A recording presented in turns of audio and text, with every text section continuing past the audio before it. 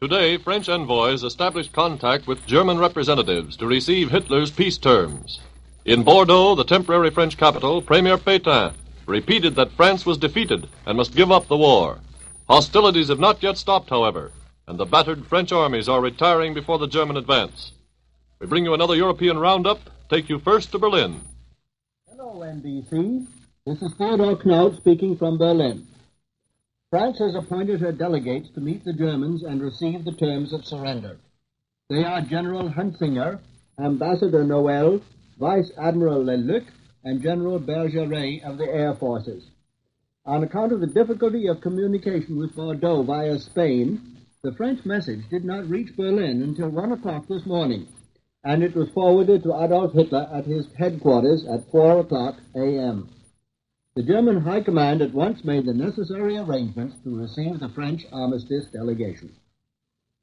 The remains of the French armies are now divided into 4 groups, cut off from one another and each disintegrating. In Brittany, the Canadian troops re-embarked 2 days after their landing without their having come into action at all. Only a small French group remains, and the Germans have now taken Brest, the great naval base, and therewith reached the Atlantic Ocean. The armies that had fought in the defense of Paris are south of the river Loire, and which Orléans, with the important crossing, is in German hands. A third group is in the valley of the river Rhone, where the Germans are approaching Lyon, the second largest city in France. The French armies manning the Maginot Line and the fortresses in Alsace and Lorraine, every last one of which now seems to have been captured, are being pressed together more and more. The only real resistance is around the Maginot Line on both sides of Thionville.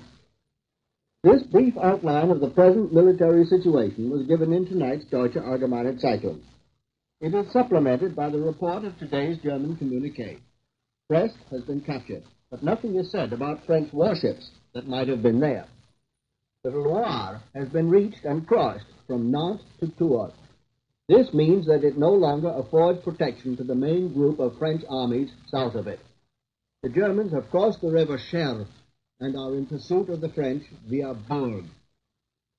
In northern Lorraine, the remnants of the French eastern forces are being pressed together along the Moselle between Toul and Epinal, both of which fortresses are in German hands, and in the northern and central part of the Vosges Mountains. The Maginot Line around Thionville is still fighting. The line has again been broken through at its eastern end near the Rhine at Weissenburg. South of the Vosges Mountains, German troops coming from the east and from the west have united and are driving the French north into the mountains. More than 200,000 prisoners were taken by the Germans yesterday, including the commander of the French 10th Army. Attacks on England by the German air forces are increasing. Yesterday, they were directed at flying fields and oil depots at the mouth of the Thames. Today, it is reported that the nitrate plant at Billingham, B for Benjamin, Illingham, which is an important part of the British armament industry, was bombed, as well as oil depots at Hull. The fire is said to have been visible at a distance of 30 miles. It is expressly stated in the communique that these attacks on English military objectives are in reprisal for British attacks on open German cities. The attack on England, the final German objective in this war, may be considered to have begun. Attacks from the air, launched from the extended coastline which the Germans have in hand, from the North Cape to Brest, are paving the way for the attempt to occupy what an air arm can only attack. The Germans lost no time in starting their drive on France the moment Dunkirk had fallen. Now France is on the point of surrender, and they are as prompt in beginning their serious effort at subjugating England. No doubt the terms on which Germany will receive the surrender of the French armies on the continent will soon be known. That will end one more phase of this war, which has been so entirely favorable to the German arms to date. The period of occupation will begin when France will have to be administered by Germans and Italians, as Belgium and Holland, Denmark and Norway and Poland are being administered by Germans today. This is Theodore Knaut speaking from Berlin and returning you to NBC. This is NBC in New York, and here's a bulletin from the Associated Press here in the NBC newsroom in New York. Washington. President Roosevelt took steps to form a coalition cabinet today by nominating Colonel Frank Knox to be Secretary of the Navy and Henry L. Stimson to be Secretary of War. Knox, publisher of the Chicago Daily News, was Republican vice presidential candidate in 1936. Stimson was Secretary of State in the Hoover administration and Secretary of War under President Taft. The submission of the nominations was accompanied by a White House announcement, without amplification, that Secretary Woodring had resigned his cabinet portfolio effective on Senate confirmation of the nomination of his successor. More news later. And now continuing, we take you to the British capital. Go ahead, London. This is London at about 9 minutes to 7. Fred Bates speaking. It is reported here that the French plenipotentiaries have already left the designated meeting place and are on their way back to Bordeaux. The House of Commons went into secret session at 4 o'clock, nearly 3 hours ago. Last Tuesday, the Prime Minister made it clear in the House that he felt this to be no time for recriminations. Only the present and future counted. The past could be left to the historians, he said. But Mr. Lloyd George said then that many members had suggestions to make which could not be made in open session. He hoped the Prime Minister would not consider it a breach of faith if the members went beyond the question of home defense. Some circles have talked for weeks now about the possibility of Mr. Lloyd George being offered a cabinet post. The Liberal News Chronicle said yesterday there's a growing feeling at Westminster that the government should be strengthened at once, and by including Lloyd George. Again today, similar reports appear, despite Mr. Winston Churchill's statement last Tuesday when he said it is absolutely necessary at a time like this that every minister who tries each day to do his duty shall be respected, and that their subordinates must know that their chiefs are not threatened men. He added, men who are here today and gone tomorrow. I say despite this statement, because coupled with the inclusion of Mr. Lloyd George, there is continued demand that those who were associated with responsibility for war preparation in the past and who still remain should go. At any rate, it appears that a group of 50 members of Parliament have outlined plans for Britain's home defense. In the form of 8 resolutions, these plans have been submitted to the Prime Minister. This group expects them to be examined at the secret session today. They are said to include a plan for enrolling the whole population for defense, a special minister for Fifth Column or spy activities, and even a foreign legion. One measure which will be supported is the division of the entire population into 2 categories, producers and non-producers. The non-producers to be constantly available for defense. If the voluntary system fails in a week, immediate compulsory measures are proposed. How interesting it is to find a proposal in 1940 which goes way back to the division of males into workers and fighters. It was believed that Mr. Lloyd George would review the whole war situation today, would query the government's international policy, and would make suggestions. Many members of Parliament seem to be impressed by the resignation of the parliamentary secretary to the Ministry of Finance in Northern Ireland. His resignation, it is said, was due to his believing that Lord Craigavon's government has failed to appreciate the danger of invasion. The British government has now announced an official plan to send around 20,000 children to Canada and the other dominions. The first parties are expected to leave here in 2 weeks, and the ships will probably be convoyed.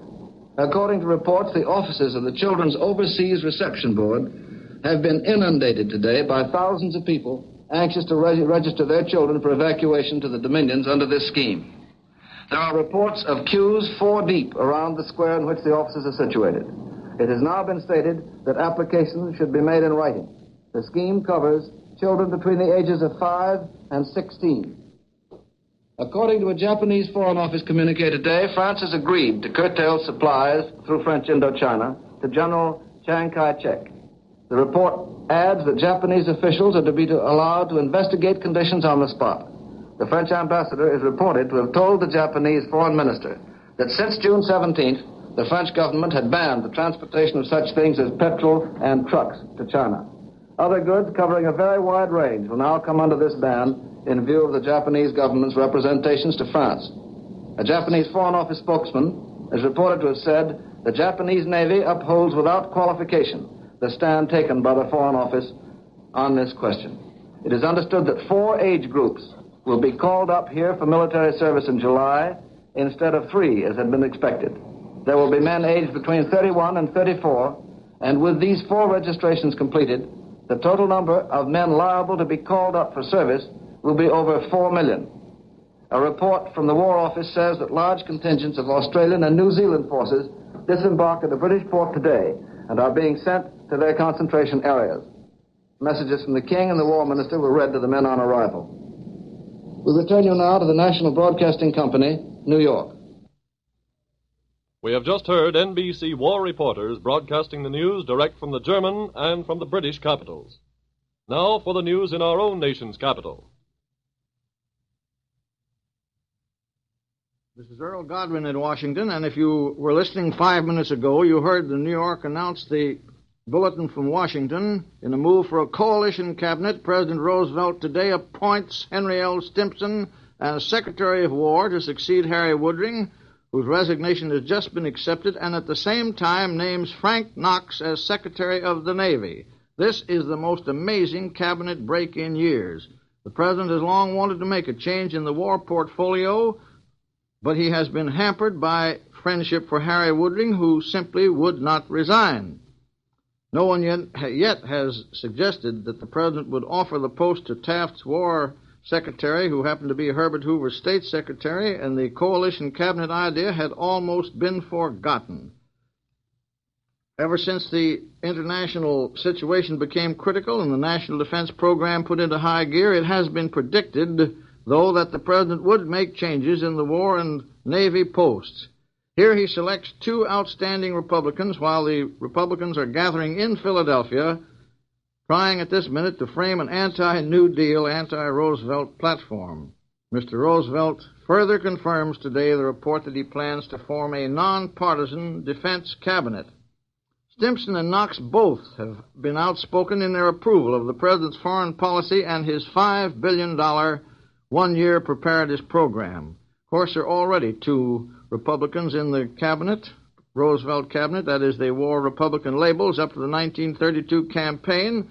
One of them is Henry Wallace, Secretary of Agriculture, and the other is Secretary of Interior Harold L. Ickes.